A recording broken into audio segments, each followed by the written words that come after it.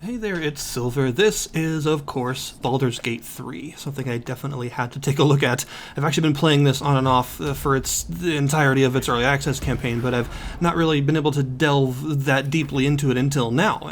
And just for those watching, as usual, I'm making sure not to show very far into the game in the footage in the background to avoid spoilers, and I'm also not going to talk about any major story reveals or character moments or things like that, because I want to keep the story of this game to be something that you experience on your own. Larian have sort of become masters of their craft in terms of making CRPGs, which is really cool to see because there was quite a span of time for a while there where CRPGs were sort of endangered and no one was making them anymore. It's cool to see such a strong resurgence for them, and this is definitely no exception in that. The Divinity Original Sin 2, their previous game, was actually tied for my personal favorite game of 2017 when it came out, tied with Hollow Knight. And I thought it was just an absolutely amazing game, honestly, and it offered so much in terms of helping to push the CRPG genre into the modern day that made it really stand out for me. And Baldur's Gate 3 is very similar in that regard. The game plays quite a bit differently from Original Sin 2. They are not the same game, but it does feel similar in terms of how you manipulate your characters and how the inventory system works and all that. If you've played something like Original Sin 2, this will feel familiar to you, but it is still Baldur's Gate. It is still D&D. It's not Larian's original universe that they've created. This is Dungeons & Dragons 5th edition. I'm not super familiar with the 5th edition rules. I haven't really had a chance to sit down and play a game of 5e yet, but I do want to do that at some point, and I do know some of the rules, and I know that some of this game's interpretation is a little bit modified from the traditional 5e rules, like some of the damage numbers for certain spells and the way that certain slots work and all that stuff. It's a little bit different. This is not like a one-to-one interpretation of the tabletop 5th edition rules, but it's still similar enough to be quite recognizable. I mean, to be fair, the first two Baldur's Gate games were also this for 3.5e. They were not exact replications of the rules, but were still recognizable, and it's definitely the case here. This is one of those games where you can spend roughly 10 hours in character creation because there are so many options available, and that's something that I very much love about CRPGs. And there's a lot of different characters you can start out as. You can actually begin as a named character with a specific past and a specific personality. These characters you can also find in the world and add them to your party if you want. But yeah, if you want to actually play as one of them, as the main character, you can do that, which is cool. There's also a sort of unique character here called the Dark Urge, which is, I think, who you're kind of encouraged to play for your first run through. This is, I don't think, a character that you can actually recruit. I'm pretty sure you have to start as them if you want them in your party. And they're unique in that they are still a set character in terms of having a set backstory and a certain set of goals and things, but they don't have a set appearance or a set class or anything. You can customize all of that yourself. So if you do want to have a character that is not one of the sort of pre-rolled characters that's actually in the game, you want to make your own, but you want to have a more set past to actually go along with, you can still do that, which is really cool. Most CRPGs do not offer that. You either play as a pre-generated character or you create your own from scratch, and the fact that you can still do both of those things in this game is awesome, but the fact that there is sort of a middle ground, the Dark Urge, where you play as a character with a certain past, but still allows you to create most of them yourself, is a really neat idea, and I like that it's included. And you start out on an Illithid ship. You're all captured by mind flayers, some of the most notorious bad guys in all of D&D, and they are just as nasty as you would expect, and they do their thing by implanting a mind flayer parasite into your brain, which is one of the things they're known for doing, and these parasites will eventually turn you into a mind flayer. That's just sort of what they do. That's how they procreate, basically. But in this case, there's something odd, something different about this parasite, and it's not turning you or any of the other people who have been infected with it into mind flayers after a few days like it's supposed to, and instead is allowing you to sort of psionically link with anyone else who has one of these parasites and actually see through their eyes and see their pasts and things. And there's also a large, an oddly large number of people who have these parasites. Mind flayers are not known for being that active generally in the D&D world. They are something that is almost a legend in a lot of places. People have never actually seen them, but they're sort of like boogeymen that they tell you about that might exist somewhere out there. But in this game, you start out with quite a crowd of people that have all been infected, an anomalously large group of people, and so you're basically trying to figure out why you were taken specifically, why the other people were taken, why you were infected with this parasite that doesn't work like you're usually supposed to, and why there's been so many in such a short period of time that have had contact with mind flayers when, generally speaking, they are sort of the chess masters in the background, doing their own thing where no one sees them, pulling all the strings so that no one knows they're there, and they usually don't take such an overt action like this. And in terms of what your characters can actually do, you've got pretty much all the staples that you would expect. So you've got all of your ability scores, and of course all the various skills like sleight of hand, and all the intelligence and wisdom like lore skills, like arcana and religion and history and all those things. So you have a lot of detail on how to build your character, and a lot of detail on how the other pre-made characters are actually built. And this is where arguably the greatest strength of the game actually comes in. There's so many ways to do almost everything in the game. Because there are so many skills for you to choose from and so many different skill checks for you to actually try yourself against, all kinds of spells and pieces of equipment, and just a massive amount of variety in terms of how you can build your party, there are a lot of ways around any given problem that you're liable to find. Pretty much every single time, in fact every single time, I've encountered something like a combat that was way too hard for me, something that I felt like I just couldn't do it. It was just so difficult. There was always some other way I could do it that made it more possible in general for your party. So you'll notice that pretty much every quest in this game, every situation you find yourselves in, there is more than one way out of it. As a non-spoilery example, for instance, early on you'll come across a group of people that have a shipment that got lost that you were tasked to find, and they are holed up in a cave surrounded by gnolls, very nasty creatures with all of their pet hyenas and things out there, and there are a bunch of them, like a ton of gnolls, and they are like throwing alchemists' fire bottles outside of the cave to try and stave off the gnoll attack and not having a very good time of it. And when I first encountered these guys, I just talked to them in the cave, and they were like, "Yo, please help us, we're about to die." And then all of the gnolls rushed in and totally murdered all of us in like 4 turns. So at first it seems like this combat encounter is effectively impossible because there are just so many gnolls, some of them having like 80 plus HP, making the whole fight really, really hard for the kind of party that I was running at the time. But then I noticed that there was a way around outside of the cave where you could sort of take a long path and start picking off groups of gnolls from behind and actually sort of pincer them in, where the guys in the cave were able to come out of the cave and you were able to come in from behind and sort of sandwich them in between your two forces and pick off the various smaller groups of gnolls separately, so that by the time you got to the leader, the big dude with 80 HP, there was only a couple of other gnolls and hyenas with him, and suddenly the fight became way more manageable. So it went from a seemingly impossible fight where we all died nearly instantly to a fight that I was able to actually take all of them down with 0 losses and actually rescue all of the people in the cave and keep my party alive, and everything turned out great. And that's just the power of this game's ability to give you so many different ways to do things that even a simple example like that, just one combat, can still be done in a completely different way that changes entirely how you actually interact with the combat. So you take this example and multiply it by about 1,000, and you see that the entire game is like this, and everything you can do, every quest you're given, every combat encounter you find, probably has some alternate way aside from just the most direct possible route that will allow you to test some of your character's skills or allow you to pass some sort of check or something to change how things actually play out.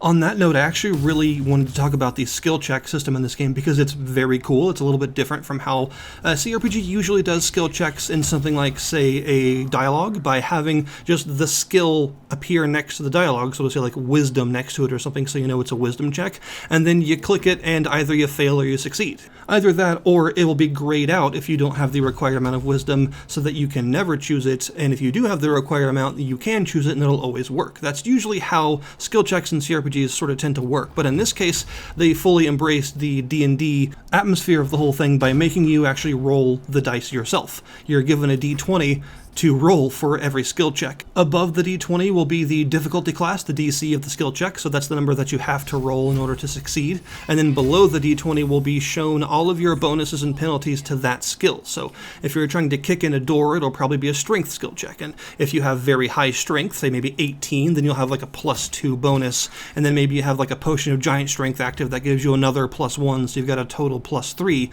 And maybe it's a really crappy rickety door, so the difficulty class is like 6, so you've got to roll probably at least like a 3 or so, and then plus 3 will give you 6, so that'll be a super easy skill check to pass. But maybe later on you find something like a knowledge of history check for like an extremely obscure fact of history that will help you talk down a lich from trying to murder all of you. And this has like a DC of 15, so it's like a super hard, really obscure historical fact that you need to know in order to actually talk down this lich successfully. But if you're able to do it, then you can completely avoid maybe a really hard combat encounter and get a bunch of experience for a different sort of dialogue tree instead of for fighting them. And those are just a couple of random examples of the sorts of things that you'll be looking to do in this game, and the skill check system actually making you physically roll a d20 every time and see what happens is a really cool mechanic that I really like. You can even change the appearance of the dice if you want to, which is totally unnecessary, but it's a nice detail that I appreciate. The dialogue box for rolling these dice is actually really nice because it doesn't only show you the bonuses and penalties you have for that particular roll, but it also allows you to select spells and stuff that your party knows that might give you a bonus on that roll. It actually detects if one of your party members has like an inspiration spell or something that would help you out on the skill check, and allows you to cast it from that window so that you can get that bonus. You'll also sometimes see a little thing that says one of your party members was inspired. Usually something will happen, you'll accomplish some sort of task or see a new place or do something that will cause one of your party members to be inspired, and inspiration is actually a resource. Every time one of your party members is inspired, you'll get 1 inspiration, and you can burn 1 inspiration to re-roll an unfavorable result on a skill check. So if you really, really want to convince a merchant to sell you something and you fail the skill check and you know you're never going to be able to get it otherwise, you might want to consider burning an inspiration to try that skill check again. The game also does track advantage and disadvantage, by the way, both in and out of combat. So if you roll with a disadvantage, that means you roll 2 dice and you have to choose the worst result. And if you roll with an advantage, you roll 2 and choose the best one. Combat is a very tactical affair in this game, as you would expect for any CRPG, especially something with a lot of D&D rule sets in it. You've got pretty much all of the mechanics you would expect, so you can do things like dip your weapon in stuff. If you're next to some oil and you've got a mace, you might want to dip your weapon in the oil and have one of your wizards generate a flame and actually set your mace on fire. You can do stuff like that if you want, the kind of thing that you would do in the tabletop experience. You can also push enemies. You can roll an athletics check to shove them around. You may even be able to push them off of ledges for huge damage, or down a pit to past a loading zone to completely remove them from combat. This can happen to you too, by the way. There are some characters that are quite intelligent and will deliberately try to push you into pits and things, and use various skills to put you in extremely unfavorable positions. The AI is, in my opinion at least, pretty good in this game, and is very good at exploiting characters' weaknesses, as well as using the area around you to their advantage, getting a good height if they're using a bow, or positioning themselves to where they can shove you into a pit, or making sure to use a grease spell and then mark your entire party with like a flaming arrow or something to set the whole area on fire where all of you are standing. They're really good at really messing with you like that, and I appreciate the fact that the combat in general is a very tactical, very difficult experience in this game, because the AI is actually good at recognizing those circumstances and using them against you, because not only does that make them a bigger threat, so you have to actually think about what you're doing, it's also inspiration for the player, right? Because you may see an enemy party do something that was really cool and you want to do that. And the AI doesn't cheat or anything in this game in the traditional sense, so that means anything they can do is something that you can do too. So if they use a particular skill in a way you never thought of before, you can also do that now that you've seen it. So there's definitely a significant amount of like tactical maneuvering and silliness and stuff to be done in combat, and just like in Original Sin 2, you are encouraged to exploit things as much as possible to your advantage. You want to bring a barrel full of explosive stuff and just hand deliver it right to your enemy and shoot them in the face with it. You can do that. So you're very much encouraged to look at the environment, and of course, with like over 400 spells or something ridiculous like that, spells and abilities, there's a lot of different ways that your characters can be built to interact with things, enemies, each other, the environment and stuff, to provide a very unique experience. I would say most people's playthroughs of this game are going to be very different from each other's, because there's just so much variety in terms of what you can do. I would say that almost everyone is going to have something different about their playthrough, something that they thought up themselves that is different from how everyone else has done it. And make no mistake, by the way, this game is huge. It is very, very large, not just in terms of the variety of how you can build your characters and stuff, but we're talking like 11 different races for you to choose from with 31 sub-races. There are like 12 classes and something like 46 subclasses. So when it comes to how you want to build, you could be on this for days just trying to figure out what sorts of character you want to play. And in fact, I've just seen the number. They've said that there are around 600 spells and abilities and things for you to actually find. So in terms of interactivity, there's a lot here. And they've also said that if you combine all of these cinematics in the game, there are about 174 hours of them. So this is one of those games that can unironically take you like 200 hours to actually finish. It is that large, and it is so full of content that those like 100 to 200 hours worth of gameplay will not feel like busy work or repetitive grind or anything like that. This is like 100 to 200 hours of actual original content to experience, which is pretty absurd. You gotta think this is a game that was made by over 400 people over the course of like 6 years. So it is an understandably absolutely massive undertaking of a game, but don't let that make you shy away from it. You know, just because it's absolutely massive doesn't necessarily mean that you're going to be expected to experience all of that breadth and depth in one playthrough. This is the kind of game that you play through multiple times with very different character builds and experience a completely different story and a completely different gameplay each time. So this is definitely the kind of thing that even if you're a more casual RPG fan, you can still find something to really enjoy. And I think that's its other biggest strength, aside from its just pure variety and interactivity. It's the fact that as a CRPG, this feels like the most modern a CRPG has ever felt. This is a genre that is notoriously difficult for newcomers to get into because there's a lot of hotkeys to manage, a lot of character builds to look up, a lot of quest lines to wiki, and other stuff like that. This is famously a genre that takes a very long time to actually get into and to make something of it. You have to invest a lot of time into it basically to get anything out of it. But Baldur's Gate 3 manages to streamline a lot of the getting into it part without actually sacrificing any depth, and in fact arguably has more depth than most other examples in the genre. So despite the fact that it is streamlined in the sense that it's easy to step into and begin, there is no lack of variety or depth in any part of the game at all. Games like this only come around once every now and then. It's sort of special to see whenever something this massive is actually created. But despite all of my gushing over the game, I do have to mention a couple of things, because as much as I love it, there is one aspect that does need some work, and that is the optimization and bugginess of the game. It is a buggy experience. Now, CRPGs being buggy is not new. Pretty much all of the examples going all the way back to the 90s were very buggy experiences. Because of the open nature of the game mechanics, there will be bugs. You kind of expect that.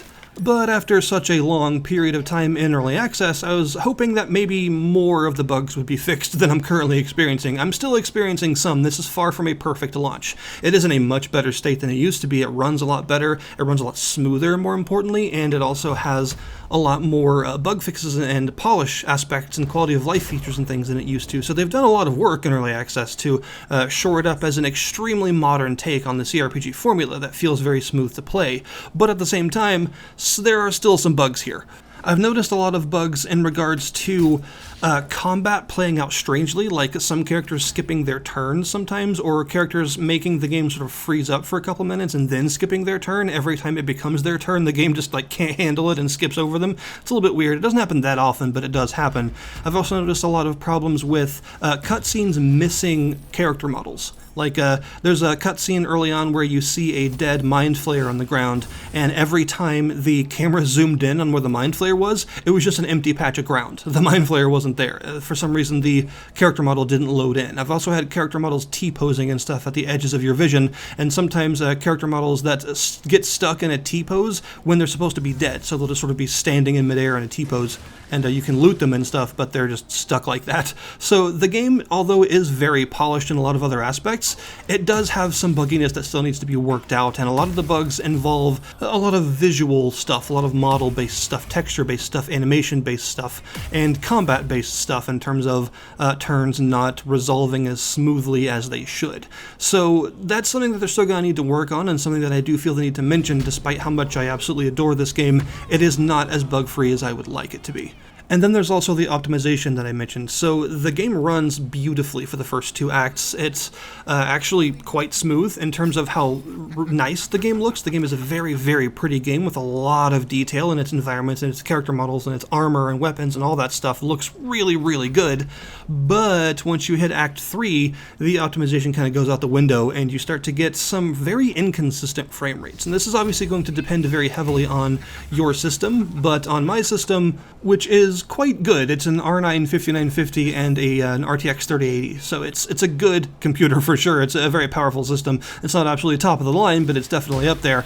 On my system, it does dip down to like 60 or so on in Act 3, and although I don't mind being at 60 FPS, that's fine, it does make me worry about how a more average spec'd PC will handle Act 3, and if it will dip below 60 for them and start to tank here and there. So that is something to be aware of. Hopefully, as the patches keep rolling in, that things like bug fixes and optimization improvements will handle some of the more rough aspects of the game's launch. But aside from those aspects, this is a very special game. This is a very, very good CRPG, and there's a reason it is overwhelmingly positively voted on Steam right now. I definitely implore anyone who is at all a fan of any kind of RPG to seriously look into trying this out, because I think you'll find, due to its sheer variety in content, there's probably something here for you. Even if you've never played a CRPG before, this is actually a very good one to start with because of how nice a sort of user interface experience it is in terms of CRPGs where famously that's not always the case, you know what I mean? So I'll link you in the description below this video to the Steam store page. Please do check this game out if you've not checked it out already. Thank you guys very much for watching, and I'll see you next time.